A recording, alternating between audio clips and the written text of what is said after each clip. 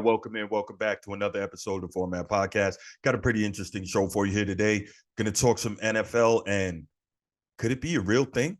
Could it be a real thing? January Joe Flacco, is he back? We'll get to that right after this. But if you're here on YouTube and you haven't already, you know what time it is. Please go ahead, click that subscribe, that like, and that notification bell on your screen. Make sure you're kept up to date whenever new content drops on the channel. We're getting closer and closer to that magic number of 1,000 subscribers. And when we do that, if you're not aware, I already talked about it, but I'm going to tell you again, if you, when we do that and hit that magic number of 1,000, guess what? We're going to start the live call-in shows. I know a lot of you don't agree with me, I should say, on a lot of the takes that I have and a lot of the topics that I talk about. And some of you do, and that's cool too. So definitely can't wait to further the interaction with you and really get into the mud and get into the weeds and have an opportunity to talk directly with you guys. So make sure you're sharing the show with other people who are sports fans and who might want a different voice than what you're hearing on the mainstream sports media. Definitely look forward to doing that with you. If you want the audio version of the podcast, please go ahead, open up your audio podcast platform, click the search bar, type in the Format Podcast. We should come right up. If you're enjoying the content, give us that thumbs up, that like. Give us that 5-star review, and please leave us a comment. You do all those things, you know what happens. We rise in the algorithm, helps us find more sports fans, helps more sports fans find us. Now let's get right to it. So, Joe Flacco, man, this is funny because and I know I'm not supposed to have teams or whatever, but, you know, we all have our favorite teams. But if you can be objective, then you be objective. And I've been a Baltimore Ravens fan for a long time, probably since about 1999, right? Love this team. Love the way they play. Love the ethos. Love the toughness, the defensive nature, all that, right?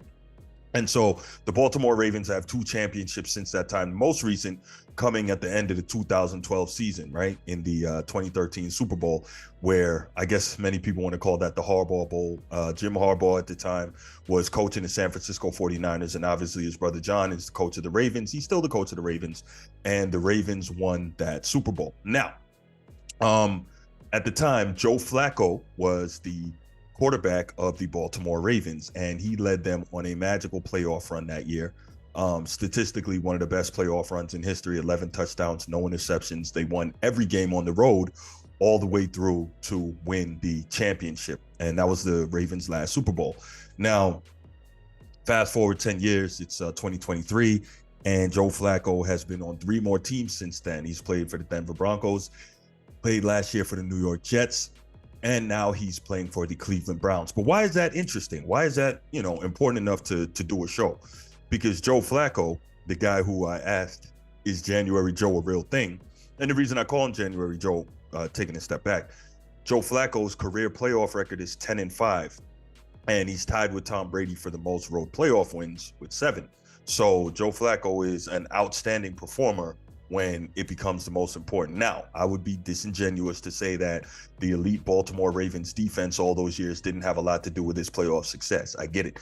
He wasn't putting up super gaudy numbers for the most part early on. But as I mentioned, in that playoff run to the championship in 2012, that was one of the best statistical playoff runs by any quarterback. And that offense wasn't that Baltimore Ravens defense by their standards wasn't elite that season. According to Pro Football Reference, that Baltimore Ravens defense was ranked 12th in the league in points allowed. They were giving up over 21 points a game that year. And if you know anything about the Ravens, you know that's just unacceptable, right? And so Joe Flacco, all-time great, not all-time great, but a very good playoff performer. Because, you know, when the stakes were high and the lights were bright, he played well in general. And so now we have Joe Flacco playing for the Cleveland Browns, who coincidentally, right, were originally the Baltimore Ravens, because you had the Cleveland Browns and then Art Modell moved them to Baltimore and they became the Baltimore Ravens. And then the league, they put a franchise back in Cleveland, and Cleveland took the name back, Cleveland Browns. So anyway, the Cleveland Browns are one of the Ravens' rivals in the division. Probably not the arch rival. Their arch rival is the Pittsburgh Steelers, but one of the Ravens' rivals in the division, the Cleveland Browns. Joe Flacco literally came off the couch. He was not signed to an NFL team 5 games ago. They needed a quarterback because their previous 3 quarterbacks had gone down. And they didn't have anyone, so they said, hey, let's grab this guy. He's a veteran. He's a champion. He knows what to do. And since then, he's pretty much been on a heater, right? He's played 5 games in Cleveland so far this season. The Cleveland Browns are 4-1. He's completing 60% of his passes for 616 yards and 13 touchdowns over those 5 games. He's got a QBR of 90. Crazy, right? He's got a QBR of 90. He is averaging just about 8 yards per attempt, which is pretty good. That means he's going down the field and he's averaging, I believe, 323 passing yards per game. Now, the crazy thing is you combine that with the fact that the Cleveland Browns have the number 1 defense in the league in yards per game. So, and that's generally, I believe, how the NFL ranks the number 1 defense. If it was up to me, I would rank it in points allowed, and that would be Baltimore. I think they're giving up like 15 points a game, right? So number 1 defense in points allowed. But anyway, the point is the Cleveland Browns have one of the elite defenses in the league. Obviously, Myles Garrett is an absolute beast. He's a total stud. And then you got guys on the back end like Denzel Ward and Jeremiah Owusu-Koramoah, et cetera.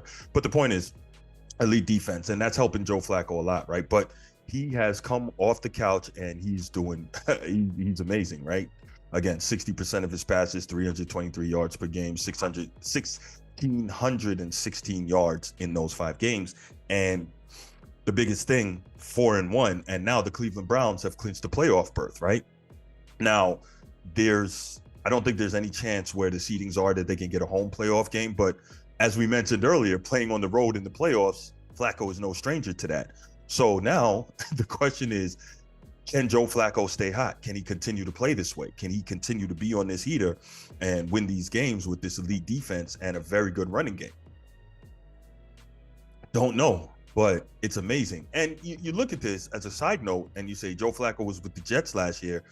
And with all the quarterback issues they've had, they didn't keep him. I guess most teams don't keep 3, but they could have signed him when they went into quarterback issues, right? Instead, I think they grabbed like Trevor Siemian, and that clearly wasn't a great move.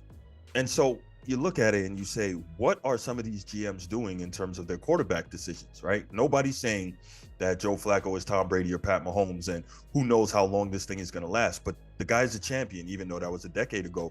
He's a champion. He's still got a big arm. So in a cold weather environment, we know he can push the ball downfield. He knows what it takes to win on the road in these big game environments. If I'm the Jets, I would have grabbed him back, after Aaron Rodgers went down and then Zach Wilson went down and you're in a quarterback quandary. Why didn't you reach out and grab this guy? But you didn't. And now you got to watch Cleveland. The brakes off you last night, 37-20, I believe. And it's like, okay, we have some decision-making issues here in the building in New York. But back to Joe Flacco.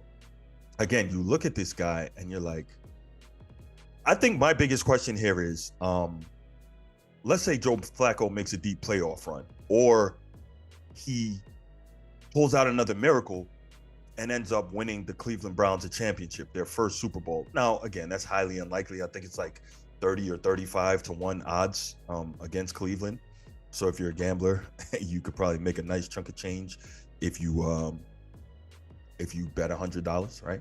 But anyway, I'm not with the gambling thing. I just heard that stat. But the point is, with that, if Cleveland makes a deep playoff run, or God forbid they win a championship, now you're in a spot because you got Joe Flacco. He comes in, he goes on a run, he has a great, remainder of the season for you.